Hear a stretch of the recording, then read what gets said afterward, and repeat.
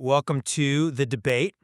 Today we are walking straight into what might be the most intellectually demanding, high-stakes conflict in the history of monotheism.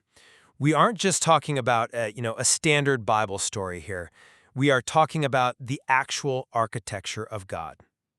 Yeah, and just to be clear right up front, when we say high stakes, we mean the literal difference between faith and idolatry. We're looking at the narrative of Genesis 18 and 19. This is the appearance of the three men to Abraham. And we're asking a question that frankly breaks most theological calculators. Can one ever imply three? Right. Specifically, we're debating the definition of the Hebrew word echad. Does it mean a composite relational unity, like, say, a cluster of grapes? Or does it mean yachid, a strict mathematical singularity, like a marble? I'll be arguing for the cluster, the position of relational monotheism, where the text of Genesis refuses to be flattened into a simple singularity. And I am taking the position of the marble, what our source material calls the arithmetic assumption. One means one.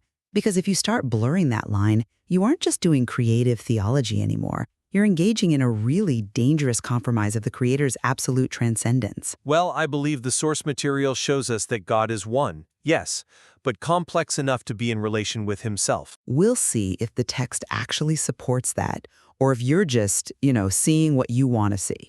Because usually when people find complexity in monotheism, they're really just trying to import later theological ideas backward into an ancient text. I accept that challenge. Let's look at the core problem that our source material identifies. It starts right at the door of Abraham's tent. Genesis 18, verse 1. The text is totally explicit. It says, YWHW appeared to him by the oaks of Mamre. That is the divine name, singular, absolute. Right, the narrator sets the stage. God is here. But in verse 2, Abraham lifts his eyes, and what does he actually see? Three men standing opposite him. The text creates this immediate collision. It says God, but it shows three men. And notice, it doesn't say God and two friends, or God and some angels. The visual data is just three men. Okay, but hold on. This is a problem that has been solved for, centuries? It's the principle of subtraction. You have a divine appearance, a theophany, and you have attendance. The standard reading, the one which maintains the sanity of monotheism, is that one of those figures is the manifestation of the Lord, and the other two are angels, usually identified as Gabriel and Michael. It's God plus his entourage. You don't need a complex relational theology for that. You just need to be able to count to three. That's the clean, safe reading. Sure, it saves the arithmetic, but the source material argues that the text actually refuses that simple subtraction. Look at how Abraham reacts. He runs to meet them, plural. He bows down, but when he speaks, he says Adonai, my Lord, singular. I mean, he could just be addressing the leader of the group. If a general walks into a room with two lieutenants, I address the general. That doesn't mean the lieutenants literally are the general. It just means I have basic social awareness. I know who's in charge. He could be, but the narrative doesn't let you off the hook that easily. Throughout the chapter, the pronouns switch back and forth violently. They ate. He said. They asked. He promised. It's entirely disorienting. The source argues this isn't sloppy grammar. It's not a confused redactor just mashing texts together. It's a deliberate theological category called echad. Let's define that term for the listeners because that word carries a lot of baggage. Right, so echad is the word used in the Shema. The Lord is one. But it's also the exact word used in Genesis 2:24. They shall become one flesh. It's a unity that is comprised of parts. A husband and wife are two distinct persons, but one echad. The argument here is that God is presenting himself as a composite unity, identity expressed through plurality. See, I really struggle with that. One flesh is a metaphor for marriage. It's poetry about emotional and biological union. Genesis 18 is a historical narrative about a lunch meeting. You have three physical bodies eating curds and milk. If you claim all three represent YHW, or that YHW is somehow equally in the three of them, you are dangerously close to polytheism. You are dividing the substance of God into pieces. Not dividing, relational. That's the key distinction here. The source material uses this phrase, identity prior to form. The narrator asserts the identity first, YHW. Then he describes the form, 3 men. If we let your arithmetic assumption rule the day, we basically have to say the narrator is lying. We have to say, well, he said YHW appeared, but he actually meant YHW's staff appeared. I'm not saying he's lying. I'm saying he's using the accepted language of ancient agency. In the ancient Near East, the agent is the master. If the king's messenger arrives at your door, you treat him as the king. That explains all the honor Abraham shows them without needing to restructure the fundamental metaphysics of the universe.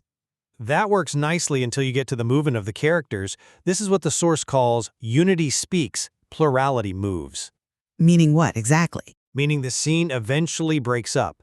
The text says, the men set out for Sodom, plural. But then it explicitly says, Abraham remains standing before Yahweh.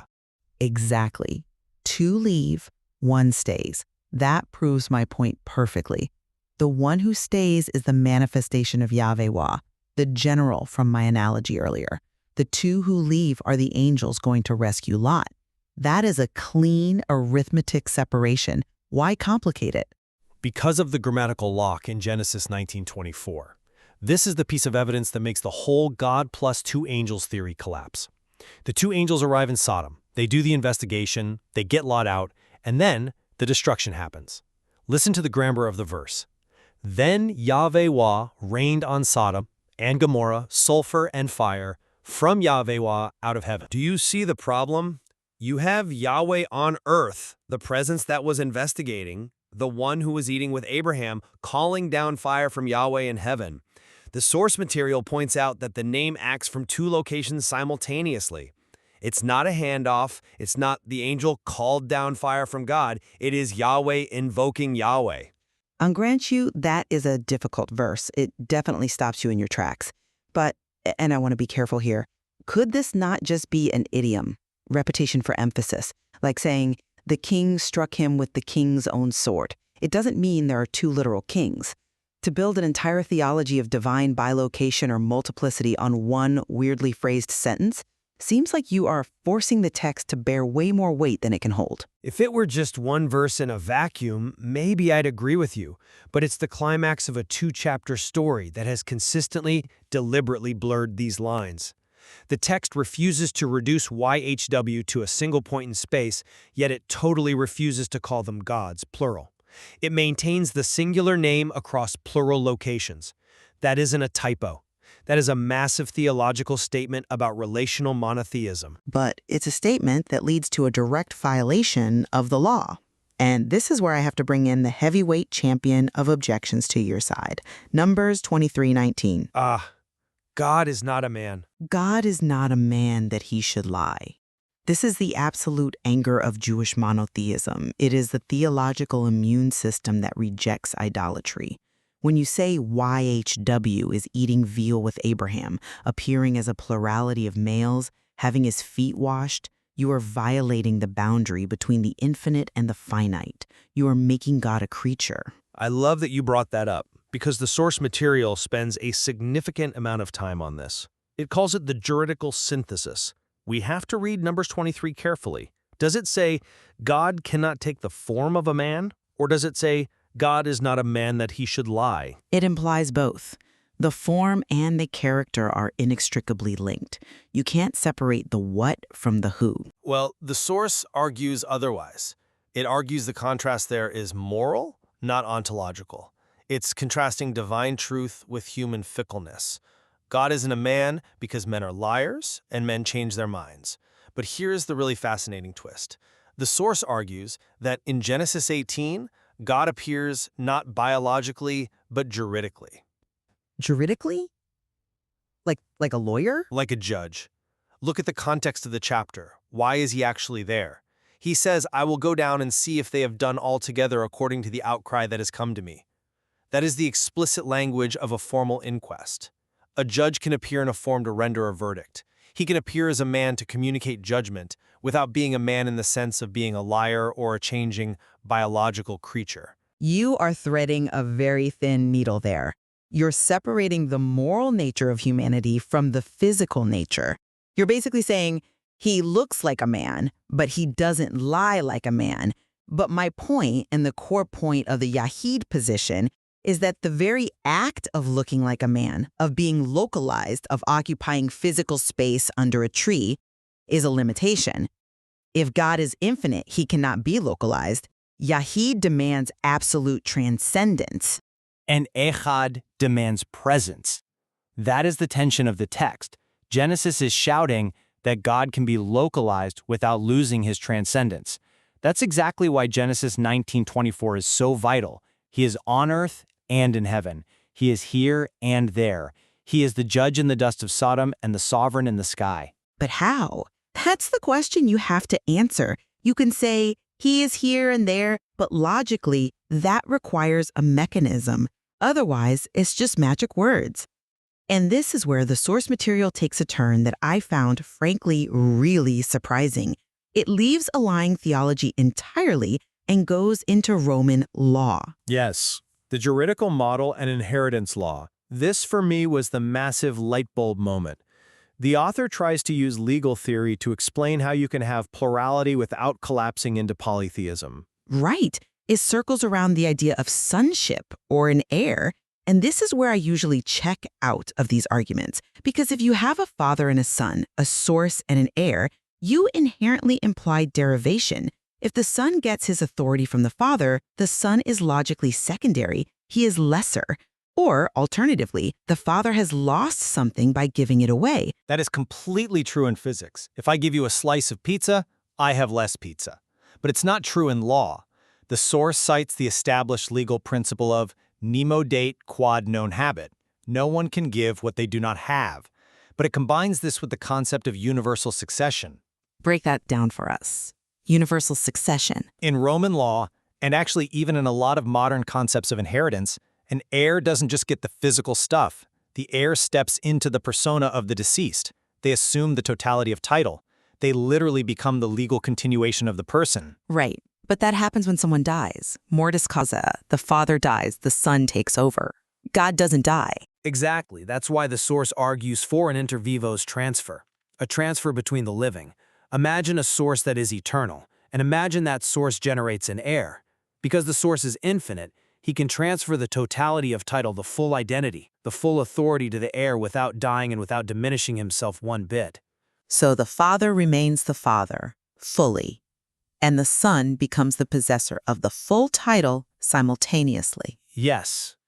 The heir steps into the shoes of the father. That's the actual legal term. So when the heir acts, he acts with the full, unmitigated authority of the source. It's not a division of power. It's a sharing of identity, and this perfectly explains Genesis 19:24. Yahweh on earth the heir. The agent calls down fire from Yahweh on heaven the source.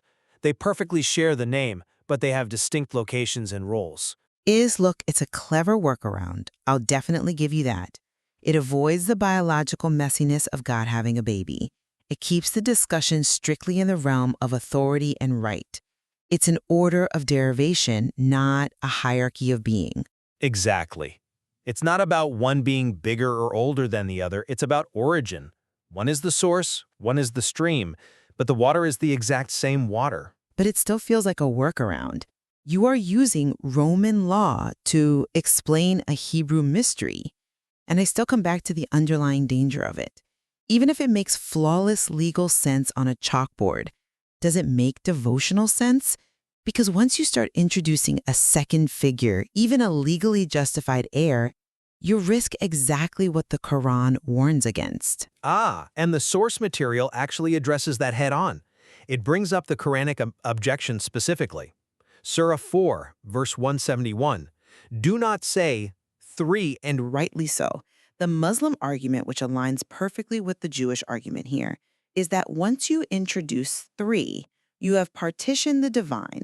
You have created rival deities, Zeus and Apollo, Thor and Odin, distinct wills that can clash and fight. But the source material agrees with that fear. It says the target of both the Jewish Shema and the Islamic Tawhid is the prevention of rivalry. Polytheism is fundamentally about competing wills. If you have three gods, they can vote 2-1 against each other. But the relational monotheism we are talking about, source and heir, structurally cannot have rivalry. Why not? If they are distinct persons capable of the distinct locations, surely they can disagree. Because the heir's title is entirely derivative. Everything the heir has comes from the source. They cannot compete because they share the exact same essence. The source material points out that even the Quran, in that very verse that says "do not say three," uses titles like His Word and a spirit from Him. Yeah, but in Islamic theology, word and spirit are created things. They are tools. They are not eternal persons co-equal with the essence of God. That is the massive leap you are making. You are trying to say that because the text uses word and spirit, it secretly opens the door to plurality. That is a bridge way too far. I don't think the claim is that the Quran is secretly Christian or anything like that. The claim is that the structure of reality required to make sense of Genesis 18 involves word and spirit language that is ontologically real. The core argument is that partition is the error, cutting God into three pieces like a pie. But relation, word from speaker, spirit from breather, air from source, is not partition, it's expression. But relation inevitably implies distinction. And distinction, when applied to the infinite, inevitably collapses into division in the mind of the average believer. You can talk about universal succession and juridical synthesis all day long in an academic symposium, but when a guy in the pew hears it, he thinks, two gods. That is exactly why the Yakuhid position is safer. It is why the arithmetic assumption exists. We protect the onness by refusing to peek inside the architecture. That is the crux of it, isn't it? Protection. But do we really have the right to protect God from His own revelation? We have a duty to interpret the obscure through the clear. The Lord our God, the Lord is one. That is the clear. Genesis 18 is the obscure. You don't build a massive theological framework on the strange narrative of three men having lunch. You interpret that narrative through the strict lens of the Shema. And the Shema says one. And I return to my opening point. The word Echad in the Shema is structurally composite. One flesh. The Shema itself uses a word that allows for the very complexity you are trying to filter out. If we edit out the three men, or the fire from YHW because it's messy, are we worshiping the text as it is? Or are we worshiping a simplified model we prefer because it fits nicely in our pocket? I suppose my hesitation remains practical. The legal analogies are brilliant. The idea of source and heir explains the how of it better than almost anything I've read. It absolutely solves the logic puzzle, but the what of it? Three men standing under a tree eating roast calf. It still feels like a violation of the barrier between creator and creation. I want God to be wholly other. And I want God to be present. The source material suggests that Genesis 18 gives us a God who is wholly other and wholly present. Identity prior to form, He is Yahweh. He appears as He chooses, and if He chooses to appear in a way that looks like plurality to us, perhaps we should trust the identity over the arithmetic. Trusting the identity is fine, but when that identity starts walking towards Sodom while simultaneously standing still in front of Abraham, my arithmetic brain starts firing warning shots. Fair enough, but perhaps those warning shots are simply the sound of our finite categories breaking down in the face of the infinite. Or maybe it's the sound of us trying to rationalize a mystery that was never meant to be dissected in the first place. We've covered a lot of ground here today. We've looked at the intense grammar of Genesis 18, where Abraham speaks to 1 and 3. We've looked at the grammatical lock of Genesis 19:24, the fire from heaven, and we've debated the meaning of God as not a man, and whether that's about moral character or strict biology. And we've touched on the Roman legal framework's universal succession, which I admit adds a truly fascinating layer of sophistication to the argument. It moves the debate away from the crude idea of three gods and toward one authority flowing through eternal relation. It helps, but I'm not sure it completely solves the devotional discomfort. So where do we ultimately land? For me, the source material forces a choice. You can either accept a relational monotheism that allows for this complexity, this echad, or you have to explain away the specific grammatical structures of the text. You have to say the narrator was just imprecise. I choose to believe the narrator knew exactly what he was doing. And I remain cautious. The Yahidid position, the absolute, unyielding singularity is the safety rail. It prevents us from falling into the abyss of polytheism. While the relational argument is textually fascinating and legally coherent, the risk of confusion is incredibly high. I prefer the safety of the one who is strictly one. And perhaps that tension is exactly where the text wants us, not resolving it into a simple math problem, but wrestling with a God who is one, yet whose oneness is an architecture of living relation. An architecture that refuses to be collapsed. I can agree with that, even if I don't love all the implications. That brings us to the end of this debate. We hope this exchange has illuminated the text for you, regardless of where you land on the definition of oneness. Indeed, there is always more to explore in the material. Thank you for listening. Welcome back to the deep dive. Today we are doing something a little dangerous, honestly. A little bit. Yeah. We are going to try and do math with God. The arithmetic of God. Just hearing you say that phrase out loud makes my head hurt a little bit. Right, because it usually sends people running for the hills, or, at least running for a calculator, because when we step into theology, Especially the big ones. yeah, specifically the big monotheistic traditions, we have this very rigid math problem lodged in our brains. 1 + 0 + 0 = 1. Basic addition. It's supposed to be simple. Right. Monotheism means one. Polytheism means many. That's the dividing line. It's a clean, sharp edge that separates the correct religions from the pagan ones, historically speaking. Exactly. It's the ultimate boundary marker. And you actually read the texts. Yes. You actually Mhm. open the text, you start reading these ancient documents, and suddenly the math starts looking a lot less like basic addition and a lot more like quantum physics. Yeah, that's a great way to put it. You have particles that are in two places at once. You have identities that merge and separate. And honestly, that is where people usually just check out. Or they get defensive. Mm. Because when you try to impose basic arithmetic on something that is meant to be ontological, Meaning the nature of being. right, something about the nature of existence itself, you end up with contradictions. And nobody likes a contradiction in their belief system. Which brings us to today's source material. We are diving into a really fascinating, incredibly dense, and frankly mind-bending document. It's titled Echad and not Yachid, the proper Tawhid. A very academic title. Very.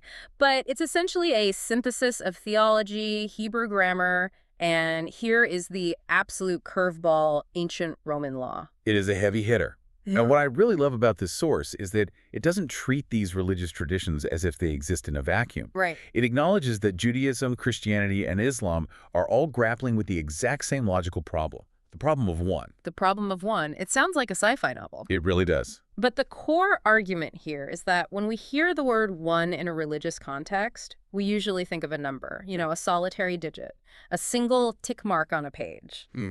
But the source argues that the specific Hebrew word used for God, which is echad, doesn't mean mathematical solitude at all. It means something else entirely. It completely reframes monotheism.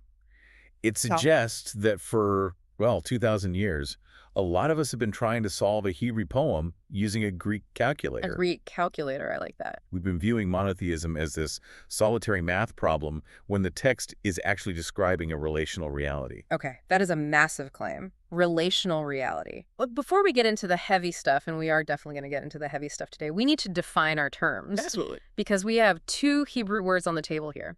Echad and Yachid. Echad and Yachid. Now, to the average listener, including myself, these just sound like, ancient vocabulary words. Why does the distinction matter so much? Why build a whole deep dive around just two words? Because the difference between these two words is the difference between a hermit living completely alone in a cave and a family living in a home. Okay. Both are one household. Right. You count both as one. But the internal reality of those two households, vastly different. Okay, paint the picture for me. Let's start with the first one, Yachid. So Yachid is the word for one that implies a solitary, absolute, isolated singularity. The source uses a really helpful analogy here. Think of a single glass marble sitting in a box. The lonely marble? Precisely. It is one thing. It has no parts. It has no internal variation. It doesn't have partners. It is just It's just solid. solid, impenetrable, alone. Okay, so if I say God is Yachid, I am saying God is a monad, a single point of consciousness with absolutely no internal relationship. Correct. And in later rabbinic Hebrew, Yachid is heavily used to describe exactly that kind of singularity. But here is the kicker. That is not the word the Bible uses in its most famous declarations of God's nature. It uses eshad. The Bible uses eshad. Okay, so how is eshad different from the marble? Eshad implies a composite unity, or a relational oneness. The source gives another great example to contrast with the marble, a cluster of grapes. Okay, I definitely like grapes better than marbles. Good. So if you hold up a cluster of grapes, you say, this is one cluster. Right. It's singular. You aren't holding two clusters. But within that oneness, there is plurality. There are many grapes, stems, connections. It is a unity made of parts. Or like a sports team. Like if I say the team won, the team is one single entity, but it is obviously made of multiple players. Exactly. Or, to use the biblical example that the source leans on really heavily here, marriage. Ah, right. Genesis chapter 2, verse 24. Therefore, a man shall leave his father and his mother and hold fast to his wife, and they shall become one flesh. And the word there is eshad. The word there is echad. Now think about that. When a husband and wife become one flesh, they don't fuse into some sort of mutant biological blob. No, obviously not. They don't lose their individual personalities. They don't become a marble. They become a unified relational identity. Two persons, one life. That is echad. So just to lock this in for everyone listening, Yushid is the solitary marble. Eshad is the marriage. That is the perfect way to anchor it in your mind. And the mission of this deep dive today is to explore how this document argues that the Bible, specifically going all the way back to the book of Genesis and even the Quran, actually point toward this Echad model. Yes. The argument is that if we understand God as Echad, as this relational unity, it suddenly solves all the logical headaches of concepts like the Trinity without having to just shrug our shoulders and say, well, it's a mystery, don't think about it too hard. Which is honestly the biggest cop-out in theology. Oh, absolutely. Saying it's a mystery is so often just code for, I can't explain the contradiction I just created with my own bad premises. Right. This source is arguing that there is no contradiction at all if you just get the grammar right. All right, I'm a little skeptical, but I am very interested. You are telling me that the text itself, not some later Greek philosophy, not a church council hundreds of years later, but the raw text of Genesis forces us to drop the marble theory. I am. Then let's go straight to the scene of the crime. This is section 1 of our outline. We are going back to the Bronze Age, Genesis chapter 18. This is the story of Abraham and the 3 visitors.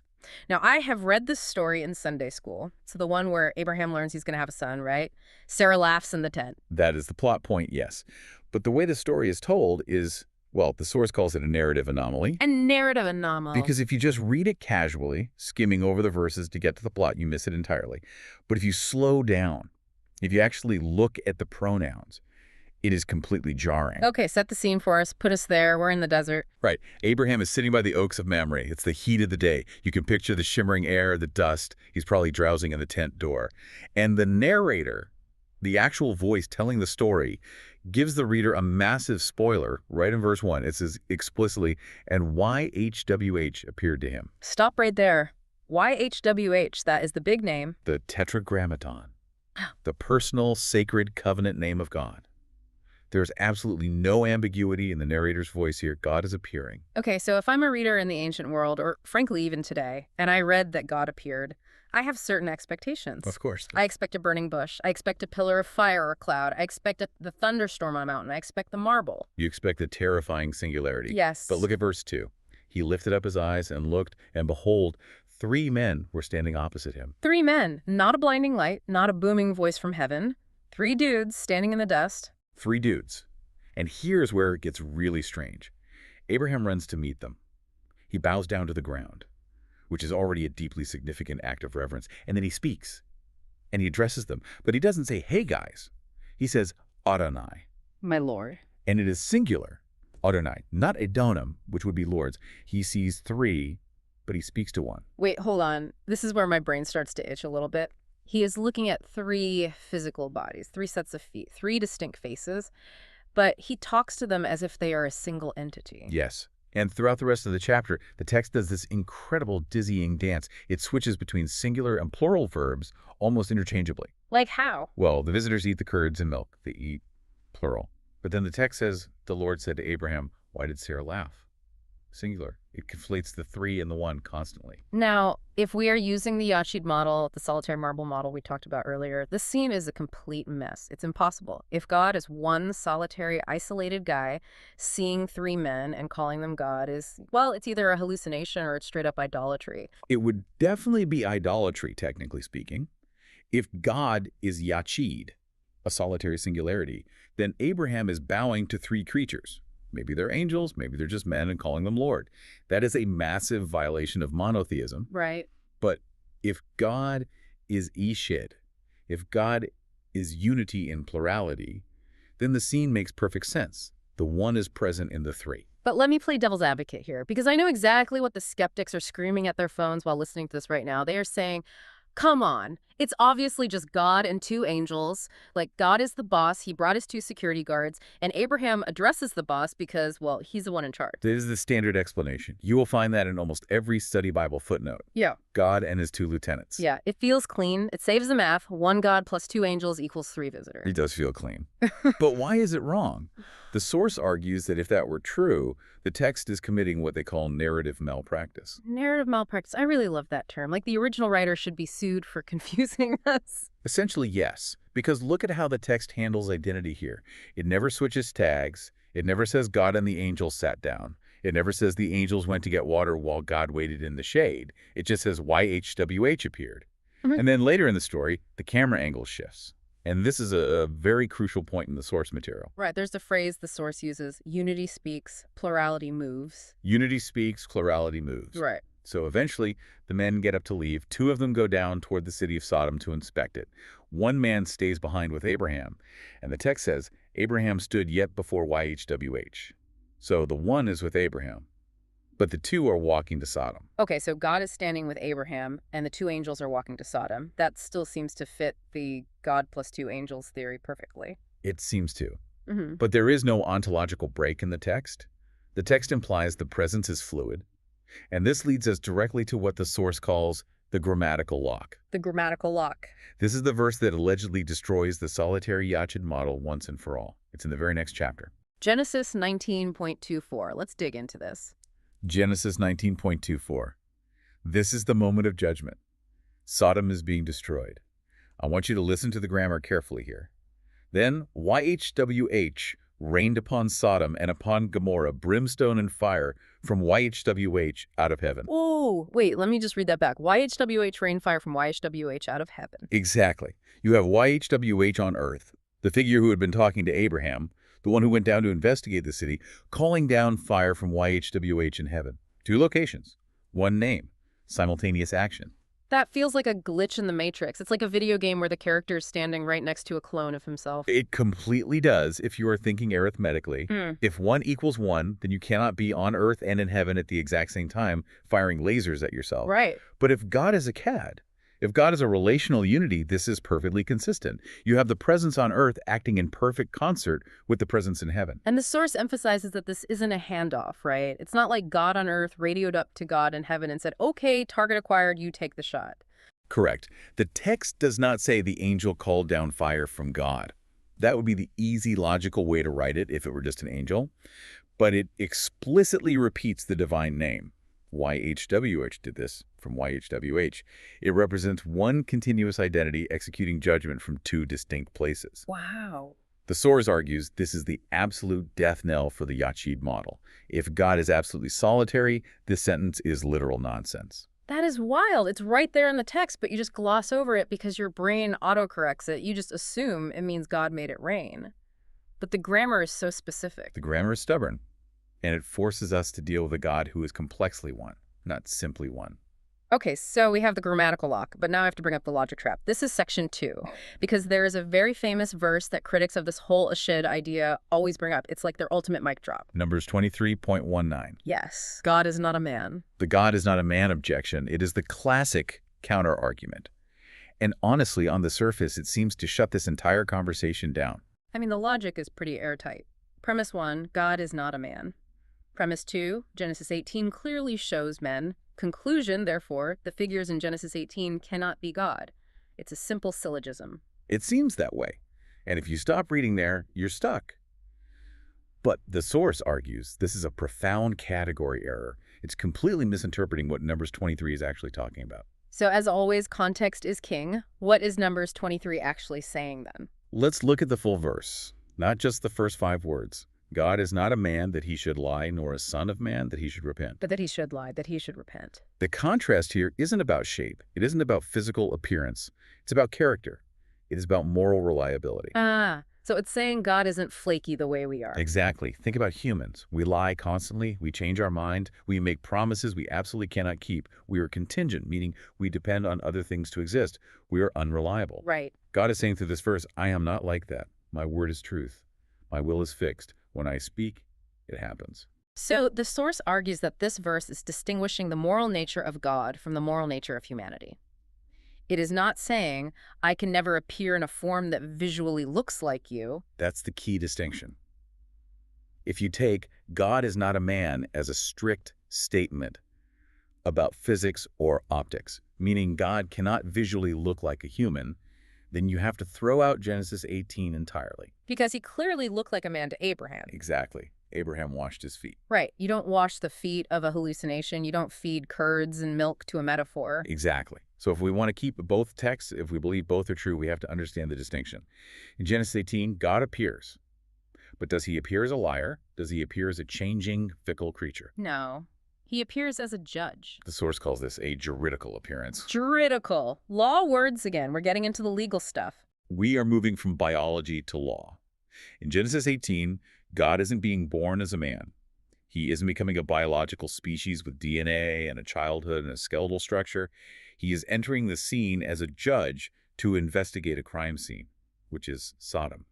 It is a truth-making appearance. Truth-making. I really like that phrase. He's there to establish the facts on the ground. Correct. He goes down to see if the outcry against Sodom is true. That is the specific language of a courtroom. It's an investigation. So God can appear in human visible form, which is called a theophany, to render judgment without becoming a man in the sense of being a liar or a created being. Okay, that actually completely resolves the contradiction for me. God is not a man ontologically or morally, but he can appear as a man theophanically for the specific purpose of relationship or judgment. Precisely. And once you accept that God can interact through an agency or a presence that is distinct yet fully God, you are ready for the next level. The next level, Section 3, the juridical framework. This is, in my opinion, the absolute most brilliant part of the argument in this source. But I warn you, we are going to have to put on our lawyer wigs for a minute. I look terrible in a wig, but let's do it anyway. The source suggests that one of the biggest reasons people reject the Trinity or reject the complexity of God is because they are using biological metaphors. Specifically, father and son. Right. Well, to be fair, the Bible uses those exact words. It's hard not to think biologically. It does use those words. But when we modern people hear them, we think biology. We think genetics. We think DNA. We think procreation. And in basic human biology, a father is always, always older than the son. Right. If I am a father, I existed before my son did. My son is a separate being. I made him. And if you apply that exact biological logic to God, you end up with heresy. If the father is older than the son isn't eternal. He's just a creation. He's a junior God. Which is Arianism, right? The ancient heresy. Yes, Arianism. The idea that there was a time when the son was not. The early church heavily rejected that. But it's really hard to explain why it's wrong if you are stuck relying on the biological metaphor. So the source says, stop using biology, use law instead. Precisely. The terms father and son in the ancient Near Eastern world and the Roman world were not just biological markers. They were robust legal terms regarding authority, inheritance, and the estate. Okay, let's unpack the legal jargon, because the source lists 3 distinct principles that supposedly save us from the math problem here. The first one is a Latin phrase, nemo dat quod non habet. Nemo dat quod non habet, which translates to no one can give what they do not have. It's a foundational principle of property law. Okay, that's simple enough. If I don't own a Ferrari, I can't give you the title to a Ferrari. Exactly. You cannot transfer a right or an asset that you do not possess. Now, apply this strictly to Jesus. Jesus claims to have all authority in heaven and on earth. That is a massive claim. It is. But where did he get it? He explicitly says, all things have been handed over to me by my Father. So he got it from the source. Right. This explains the relationship of derivation. The Son is the heir, the Father is the source. But here's the catch. In human terms, If I give you my Ferrari, You don't have a Ferrari anymore. I'm driving off in it, and you are walking. exactly, it's a zero-sum game. If I give it to you, I lose it. Yeah. But in law, there is a concept where a source can transfer the totality of a title to an heir without ceasing to be the origin of that title. Really? Yes, the father is the source. The son is the heir. The authority flows from father to son.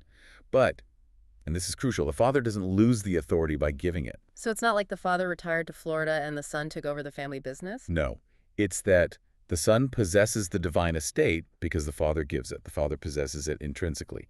This actually perfectly explains that really tricky verse where Jesus says, "The Father is greater than I." Ah, right. That is another one of those massive gotcha verses. If Jesus is God, how can God be greater than God? That sounds like a pure contradiction. Under the biological model, it absolutely is a contradiction. But under the juridical model, it refers to source order. Source order, meaning the direction the authority flows. Exactly. The Father is greater only in the sense that he is the unoriginate source of the authority. He's the fountain.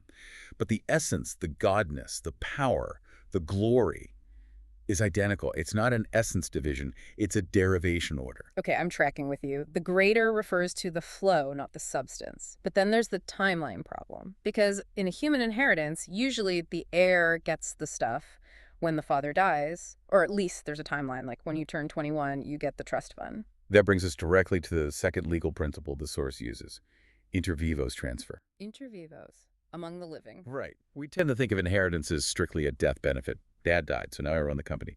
But law allows for transfers between living persons. A father can hand over the entire estate, the signet ring, the checkbook to the son while he is still completely alive and active. Okay, but in human terms, there was still a before. There was a time before the son got the ring. Correct. But God is not human. God is eternal. God is entirely outside of time. Oh, wow. I see where this is going. If the father is eternally giving the estate to the son, and the transfer is inter vivos among the living, and they are both eternal. Then there was never a before. Exactly. There was never a before. The transfer is an eternal action. Precisely. It is the eternal now. There was never a time when the father was waiting to give it to the son. It is a constant, eternal act of generation. The father is eternally giving. The son is eternally receiving. That is heavy. It basically creates this loop of authority that has no beginning and no end. It completely dissolves the Arian heresy, the idea that there was a time when he was not. The son has always been the heir, just as the father has always been the source. You can't have a source without an heir. And that leads to the third principle. Because if the son has the authority, what does that mean for his actual identity? The source calls this universal succession. Universal succession. Stepping into the shoes. This is a very specific Roman legal concept. Yeah. When an heir takes over an estate universal succession, they don't just get the bank account. They actually get the persona of the transferor. The persona, what does that mean illegally? They step into their legal identity. They become responsible for the debts, the promises, the treaties. If the father made a treaty 50 years ago, the heir is now the one who upholds it. They speak with the full, unfiltered authority of the source. So when the son speaks, legally, it is the father speaking. He speaks with the full authority of the divine estate. This is exactly why Jesus can say, "He who has seen me has seen the Father." Oh, that makes so much sense now. Not because he is the Father. He's not. He's the Son. They are distinct. But because he has received the universal succession. He holds the assets, the rights, the power of the divine identity. This really helps explain the two powers thing in Genesis 19 again. The grammatical lock. YHWH on earth has the full authority of YHWH in heaven because they share the exact same estate. Precisely. It's one estate, one authority, shared between source and heir. It's not two rival gods splitting up the territory, you take the north, I'll take the south. It is one comprehensive rule exercised through this relational dynamic. I have to say, taking the emotion out of it and putting it into these structural legal terms makes it feel much more solid. It's not just, woo-woo religious mystery. It's a structural legal architecture of reality. It creates a framework where the mind can actually rest. It doesn't solve every single mystery. Obviously, God is still infinite, we are finite, but it removes the logical contradiction. But speaking of contradictions, we have to talk about the elephant in the room. Or rather, the elephant in the theology department. Section 4, the interfaith angle. Yeah. The source takes a massive left turn here and brings in the Quran. Now, I grew up thinking that the Quran and the Bible were completely, 100% at odds on this specific issue. Right. The standard assumption is that the Quran explicitly destroys any idea of God being relational or having a son. That is the standard assumption. And if you go to a typical interfaith debate today, that is exactly what you will hear. Islam is strict monotheism, meaning Yachid. Christianity is confused polytheism.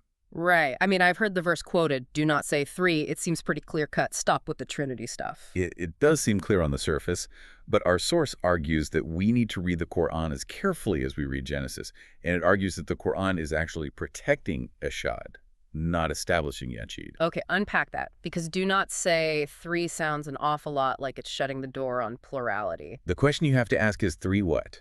Three gods. Exactly, three gods. The Quran is fighting violently against polytheism. It is fighting against partition, the idea of breaking God into three separate, rival, independent deities. So like Zeus, Poseidon, and Hades. Three brothers who split the world up into sky, sea, and underworld. Exactly. Yeah. That is what the Quran is adamantly rejecting. And the source argues the Bible rejects that too. That's not what the Trinity is. That's tritheism. And the Christian church has condemned tritheism just as loudly as the Quran does. So the source is basically saying the Quran is attacking a heresy of Christianity, not the core of Christianity. Potentially. Let's look at the specific verses the source cites. Oh. Surah 4.171. This is the big one. It says, do not say three. Desist, it is better for you. But look at what else it says in that very same verse. It explicitly calls Jesus his word and a spirit from him. His word and a spirit from him, that sounds remarkably Christian. It sounds incredibly Johannine, like the Gospel of John. John 1.1, in the beginning was the Word. The source argues if Jesus is God's word and God's spirit, that is not a separate God.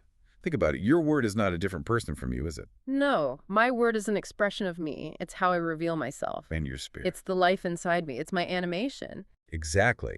Your word is distinct from you. It goes out from you. People hear it, but it isn't a rival deity. Your spirit is distinct, but it isn't a second God. The source argues that these exact titles, word and spirit, preserve the Echad, the relational unity, while completely rejecting the polytheism. So the argument is that the Quran is strictly prohibiting tritheism, three separate gods, but actually leaves the door open for this relational word and spirit model. That is the synthesis the source proposes. It points out that the Quran repeatedly claims to confirm the Torah. Surah 3.3 is a good example. If the Torah establishes Echad in Genesis, which we just spent half an hour seeing that it does, then the Quran, by its own internal claim, shouldn't be read as contradicting that core premise. That's a bold move. It's basically saying to the listener, hey, if you read your own book carefully, it might be more open to this complex unity than traditional scholars admit. It is definitely a controversial reading, but it ties beautifully into the concept of the Hanif. Hanif, this is about Abraham, right? Yes. In Islamic tradition, Abraham is described as neither Jew nor Christian. He is Hanif, a pure monotheist. He is oriented completely toward the One. The source brilliantly links this to Galatians 3.28 in the New Testament. There is neither Jew nor Greek. Right. For you are all one in Christ Jesus. The argument here is that true monotheism isn't about tribal lines. It's not about saying, I'm on Team Christian or I'm on Team Muslim. It's about being aligned with the spirit of the one God. The source suggests that Abraham represents this pre-tribal relational monotheism that predates all the labels. So instead of building a wall between the faiths, the source is trying to build a bridge using this ancient concept of Echad. A bridge that strictly rejects polytheism. We all agree there is only one God, but embraces relational complexity. It suggests the Quran acts as a guardrail. It says, don't go too far and make them three separate gods. But it doesn't say God is a solitary marble. It leaves the word and spirit language right there in the text for us to explore. That is fascinating. It turns the Quran from an enemy of the Trinity into a strict editor of the Trinity. A strict editor. I like that. Ensuring we don't slip into sloppy polytheism. Okay, we have covered a massive amount of ground today. We've gone through Bronze Age narrative anomalies, deep Hebrew grammar, Roman estate law, and interfaith scriptural analysis. We've been busy. We have. But I want to land the plane on something practical, because right now, this is all very high-level intellectual gymnastics. It is. And honestly, if it stays there, it's useless. Theology that doesn't actually change your lived experience is just a hobby. Exactly. So what does this look like for a human being walking around, paying taxes, living their life, if God is a sad, if God is this relational unity? So what? That brings us to section 5, the lived experience. Because if God is a Echad relational unity at the core of existence, then our relationship with God should reflect that exact same structure. And the source points to Paul for this, Galatians 2:21. A verse many people have memorized. It is no longer I who live, but Christ who lives in me. Yeah, I've heard that 1,000 times, but I usually just think of it as, metaphorical or maybe just poetic language about being a good person. But look at the logic through the lens of Echad. Paul says, I don't live. Christ lives in me. But Paul is still holding the pen. Paul is still writing the letter. Paul is still getting hungry, still feeling cold, still thinking his own thoughts. He hasn't ceased to exist. He hasn't been absorbed into the Borg. Right. He's not a zombie being puppeted around. He's not a drone. He is in a union that doesn't erase him. This is the human reflection of the divine nature. Just as the Father and Son are perfectly one but remain distinct, the believer in Christ become one but remain distinct. Plurality without division. Exactly. The source calls it union without erasure. Think about the alternative. If God were strictly Echad, a solitary marble, then for God to be all in all at the end of time, everything else would have to literally disappear. We would just be absorbed back into the blob. Like a drop of water falling into the ocean. The drop is just gone. That is a very common view in some Eastern philosophies. You lose your individual identity to become one with the universe. But because God is Echad, true unity actually maintains the dignity of the other. I can be completely one with God and still be uniquely me. In fact, the source argues that in this union, you become the truest version of you. That's actually really beautiful. It means that spirituality isn't about self-destruction or annihilation.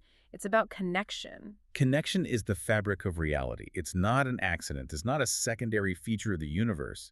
It flows from the very architecture of God. The architecture of oneness. That brings us right back to the title of the deep dive today. We've really built a structure here. We have, and I think it's worth looking at the blueprints one last time to make sure it holds up. Let's recap the 4 load-bearing beams that the source laid out. If we're going to hold up this argument, these are the 4 pillars that keep the roof from caving in. Beam number 1 is Genesis. The narrative itself forces us to see plurality within unity. You simply cannot read Genesis 18 and 19 honestly without grappling with the 3 men being addressed as one Lord and that incredible grammatical lock of fire from YHWH to YHWH. It's the textual foundation. You can't ignore it. Beam number 2 is Numbers, the objection that God is not a man. We learned that this preserves God's truthfulness and character, not his physical formlessness. It stops us from thinking God is a liar, but it definitely doesn't stop God from appearing as a judge. Beam number 3 is the Shema.